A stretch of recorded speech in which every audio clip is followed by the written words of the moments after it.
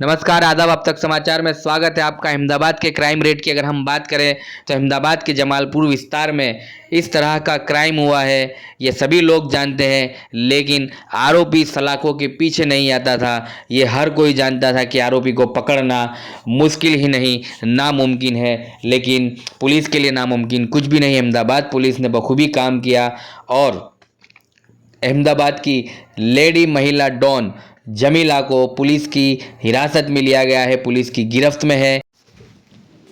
तो जमीला के साथ तमाम वो सदस्यों को पकड़ा गया है। जमीला गैंग में जो शामिल थे, जमीला गैंग कोई बाहर से बनाई हुई गैंग नहीं थी, तमाम परिवार के सदस्यों के साथ मिलकर इस गैंग को चलाया जा रहा था।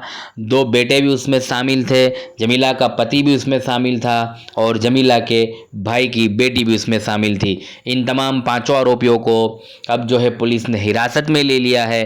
अहमदाबाद क्राइम को बड़ी सफलता मिली है।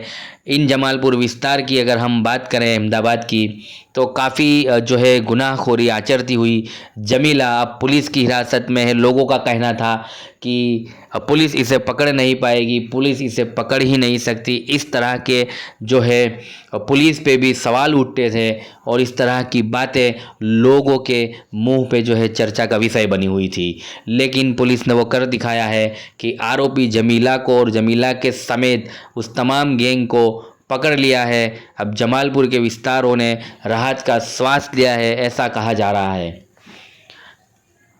इनकी अगर गुनाह की हम बात करें तो इस तरह की गुनाहगारी को अंजाम देती हुई जमीला गैंग थी। जमीला गैंग को असल में तो जो है मैनपुर वाला गैंग के नाम से भी पहचाना जाता है, लेकिन जमीला जो है जमालपुर के विस्तार में रहने वाले जो है रहवासी थे। अगर किसी को मकान बनाना है बिल्डर को, तो जमीला को पैसा देना पड़ेगा और किसी को अपना मकान रिनोवेट भी करना है तब भी पैसा जमीला तक पहुंचाना पड़ेगा। इस तरह की गुनहगारी को अंजाम देती थी जमीला गैंग।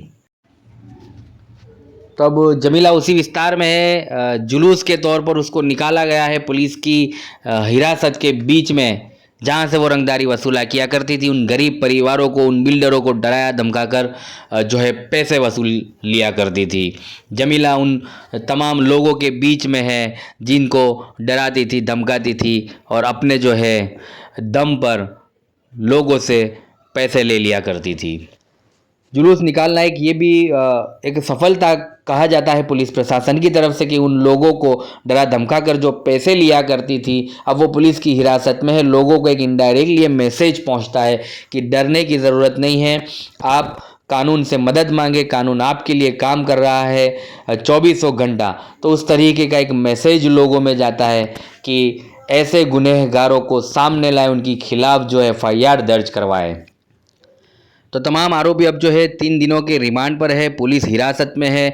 पुलिस को अब ये देखना होगा कि ये इस मामले में क्या कुछ सामने आता है। इन 3 दिनों के रिमांड के अंदर कितने आरोपी और बढ़ सकते हैं, कितनी FIR सामने आती है।